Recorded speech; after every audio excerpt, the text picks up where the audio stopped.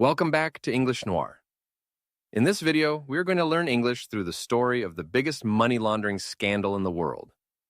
Billions of dollars were stolen from a small country in Asia, and one young man, with a big smile and even bigger plans, was at the center of it all. This is the story of how a government fund lost $4.5 billion, how the money traveled around the world in secret, and how the people who took it thought they would never get caught. Stay with me, because this story is going to surprise you. Malaysia is a beautiful country in Southeast Asia. It has green forests, warm beaches, and a fast-growing economy. For many years, Malaysia worked hard to build its future. The government wanted to make the country richer. It wanted to build new things and create new jobs for its people. So in 2009, the Malaysian government started a special fund. The fund was called 1MDB. Those letters stand for One Malaysia Development Berhad. The idea behind 1MDB was good. The government wanted to use the fund to invest money and help Malaysia grow. The money would go into big projects, new buildings, new energy plants, new partnerships with other countries. The people of Malaysia were told that this fund was going to make their country stronger, but that is not what happened. From the very beginning, 1MDB had a problem, and that problem had a name. His name was Joe Low. Joe Low was born in 1981 in Penang, a city in Malaysia. His full name was Low Take Joe, but everyone called him Joe Low. His family had money. They were not the richest family in Malaysia, but they lived a comfortable life. Joe Low went to a good school in England when he was young. He studied at the Harrow School, one of the most famous schools in Britain. At Harrow, he met the children of kings, princes, and powerful business people. He learned how the rich world worked. He learned how people with power and money talked to each other, made deals with each other, and trusted each other. He was a smart student and a very social person. He always wanted to be in the room with the most important people. He always wanted to be seen. After Harrow, Joe Low went to study business at the Wharton School in the United States. Wharton is part of the University of Pennsylvania. It is one of the top business schools in the world. Many famous and successful people went to Wharton. Joe Low was excited to be there. He studied hard, but he also spent a lot of time building relationships. He connected with students whose families had power in the Middle East. He met people from Gulf countries, from wealthy royal families, from governments with a lot of oil money. Joe Low always had a plan. He was always thinking about who he knew and how he could use those relationships later. When he graduated from Wharton in 2005, he was already building a network of very important contacts. Back in Malaysia, Joe Low wanted more than a normal business career. He wanted to be rich, not just comfortable. He wanted to be one of the most powerful men in the world. He started talking to people in the Malaysian government. He used the connections he made at school. He introduced himself to powerful politicians, and slowly he got closer and closer to the top of the Malaysian government. He built a relationship with Najib Razak, the Prime Minister of Malaysia. Najib became the Prime Minister in 2009. That was the same year that 1MDB was created. This was not a coincidence. Joe Low was not officially a part of 1MDB. His name was not on the official documents. He did not have a job title at the fund. But in reality, he controlled a lot of what happened inside 1MDB. He advised the fund. He connected the fund with other companies and banks. He made decisions from the background, where no one could easily see him. People who worked at 1MDB knew that Joe Low was important. They knew that if Joe Low said something, it carried weight. He was like a shadow boss. He was always there, but never officially there. In 2009, 1MDB started making deals. The fund raised money by selling bonds. A bond is a type of loan. When a government or company sells bonds, it is asking people and organizations to lend them money. In return, the borrower promises to pay the money back later, with extra money on top called interest. 1MDB sold billions of dollars in bonds. The money was supposed to go into projects for Malaysia. But something went wrong, or more accurately, something went very wrong on purpose.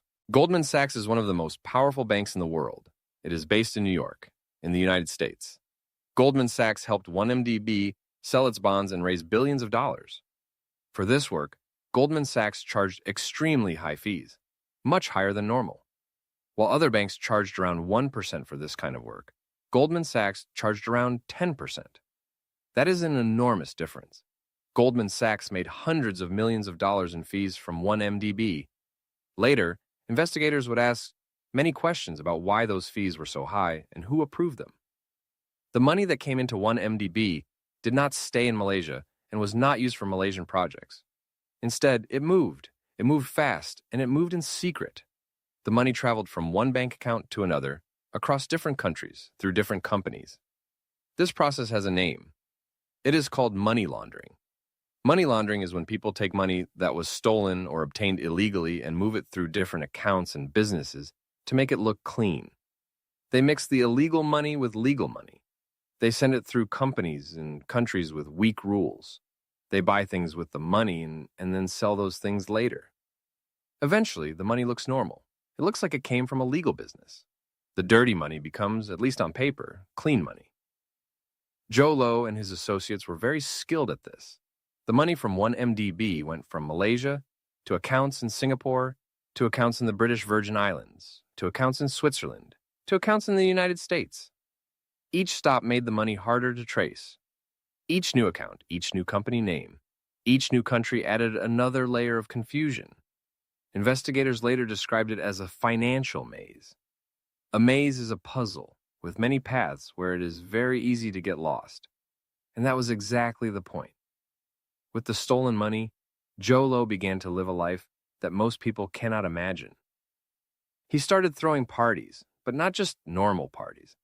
These were some of the biggest and most expensive parties in the world. He rented yachts, which are very large private boats, for his celebrations. These yachts cost tens of thousands of dollars just to rent for one day. He filled them with famous people, musicians, actors, and wealthy socialites. He spent money like it had no end. In one famous night in Las Vegas, Joe Low and his friends spent more than $2 million in a single evening at a nightclub. The staff at the club poured hundreds of bottles of the most expensive champagne. People sang and danced and celebrated while an entire country's money disappeared. He flew on private jets. He stayed in the best hotel suites in the world. He bought rare watches that cost hundreds of thousands of dollars each. He bought diamonds and gave them as gifts to women he wanted to impress. He bought paintings by famous artists and paid millions of dollars for them. He bought one painting by Jean-Michel Basquiat for almost $50 million. He bought another by Monet. He collected art the way other people collect stamps. And then he bought a super yacht.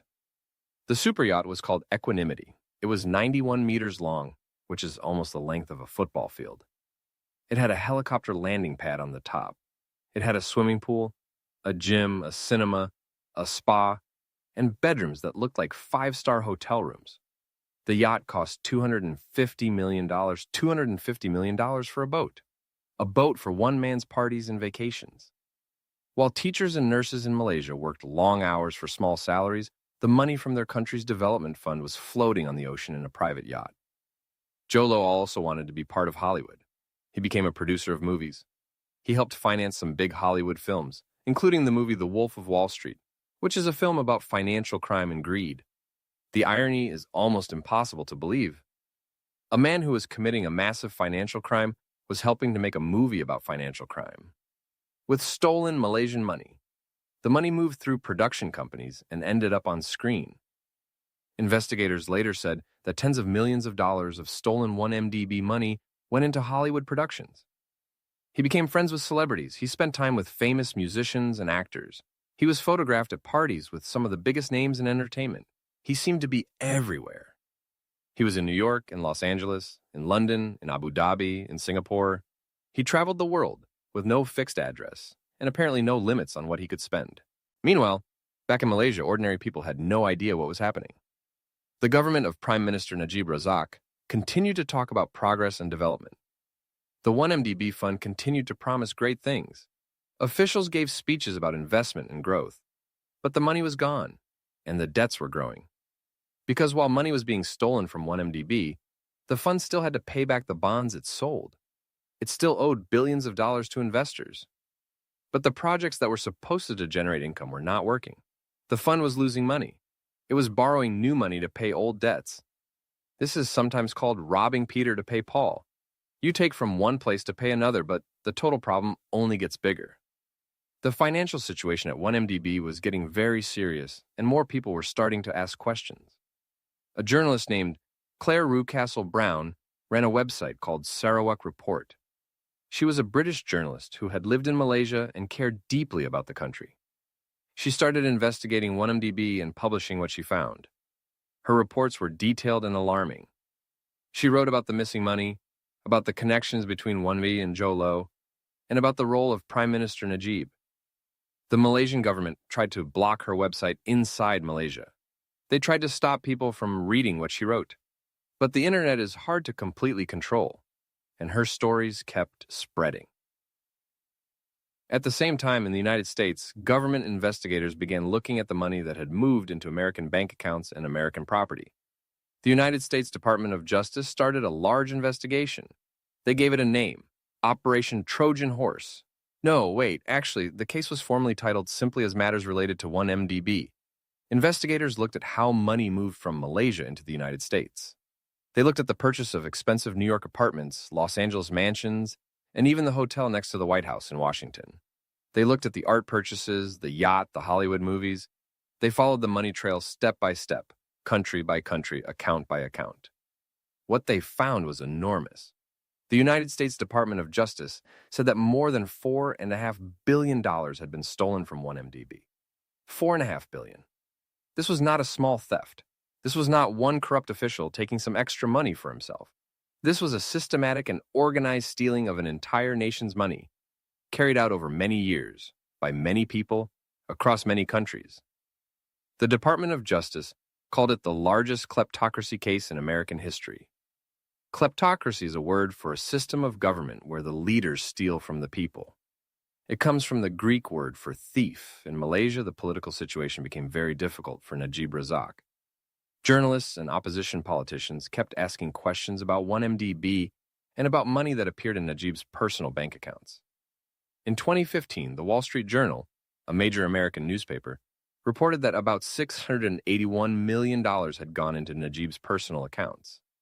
Najib denied that he stole any money. He said the money was a donation from Saudi Arabia. His explanations changed several times over the following months. Many people in Malaysia and around the world did not believe him. Najib tried to protect himself. He fired the Attorney General of Malaysia, who was the chief law officer responsible for investigating crime. He replaced him with someone more friendly to the government. He moved to silence critics.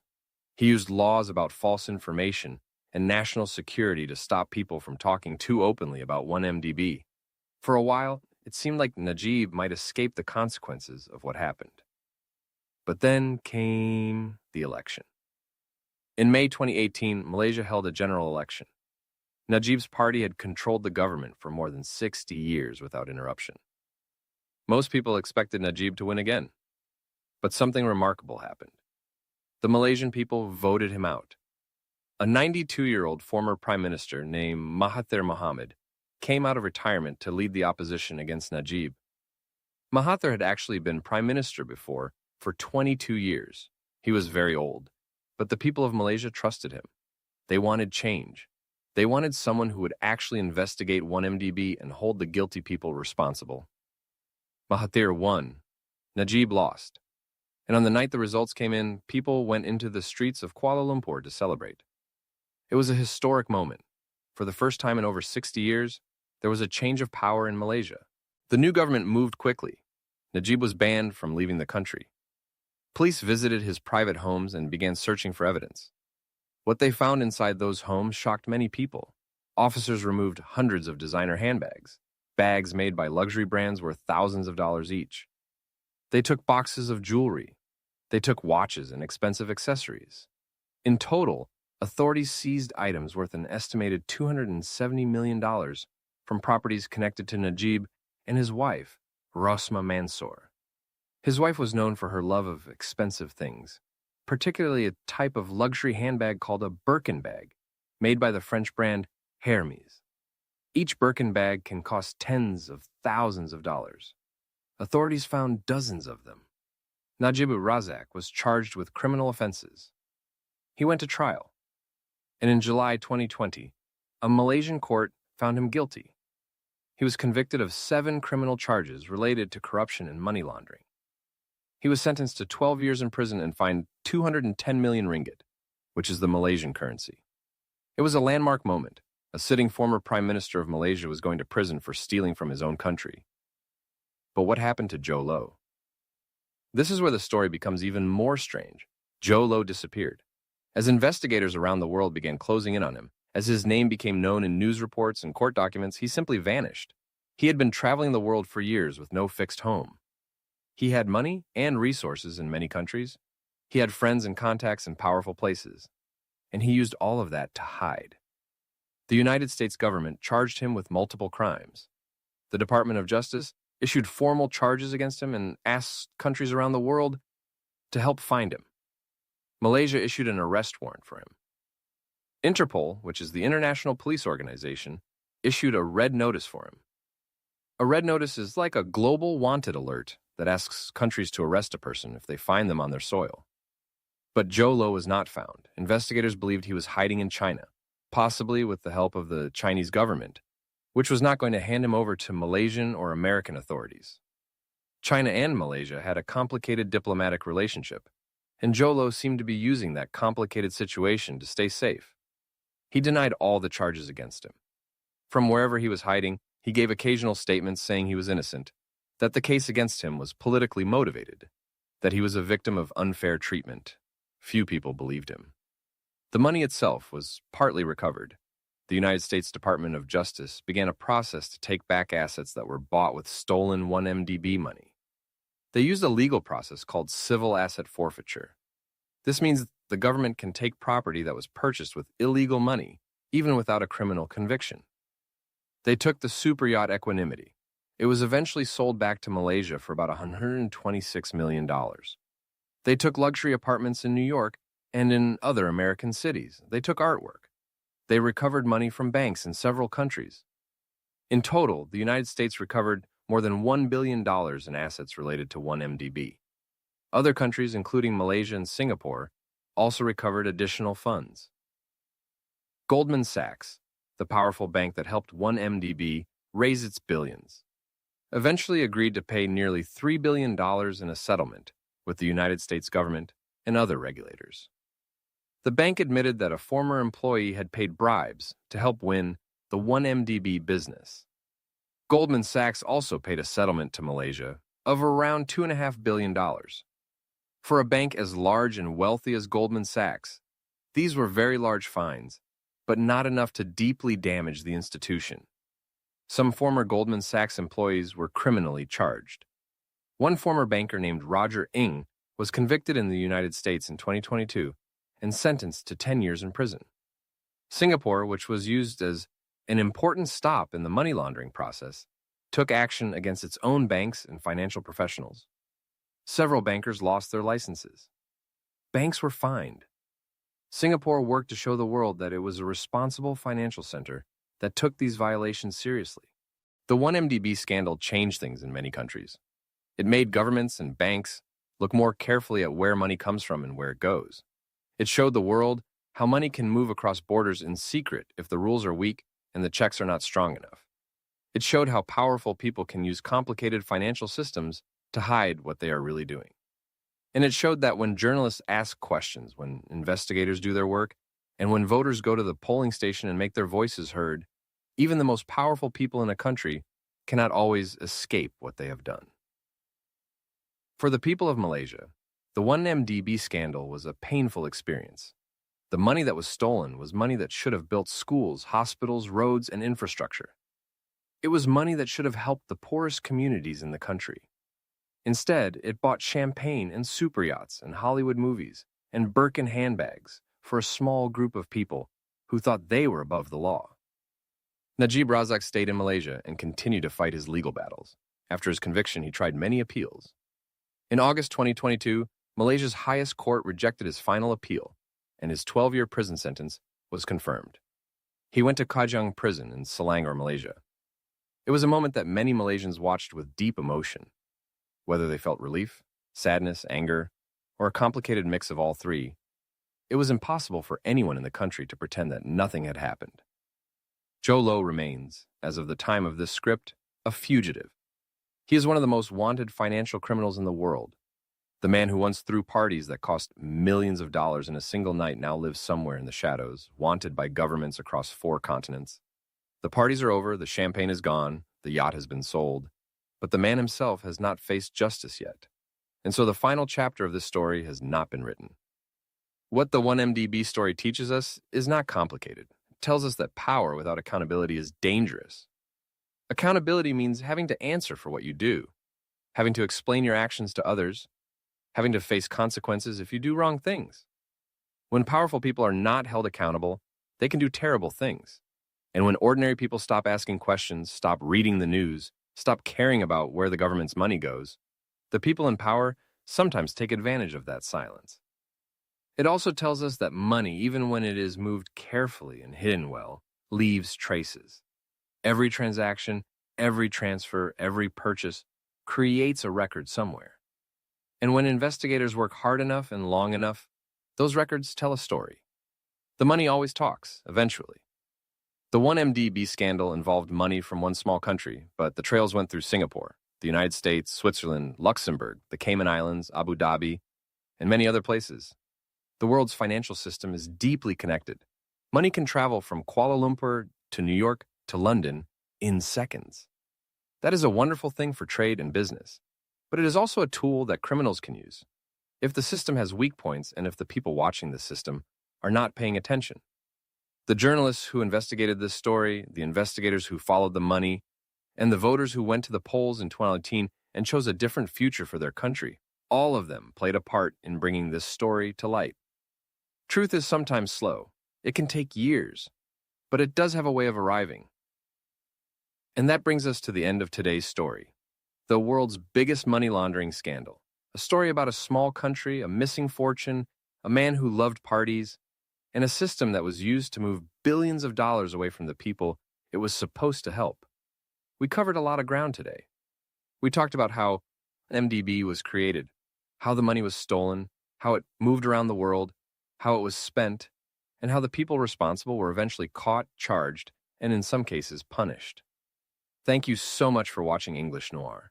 If you made it all the way to the end of this video, that means your English is getting stronger every day. Keep watching, keep listening, and keep learning. The next video is coming very soon, and the story in it is just as incredible as this one. I have one question for you in the comments below. After everything you heard today, what surprised you the most about the 1MDB scandal? Was it the amount of money that was stolen? Was it the way the money was spent? Was it the fact that Joe Low is still free? Tell me what you think. I read every comment, and I love hearing from you. Until next time, stay curious, stay learning. This is English Noir, and I will see you in the next video.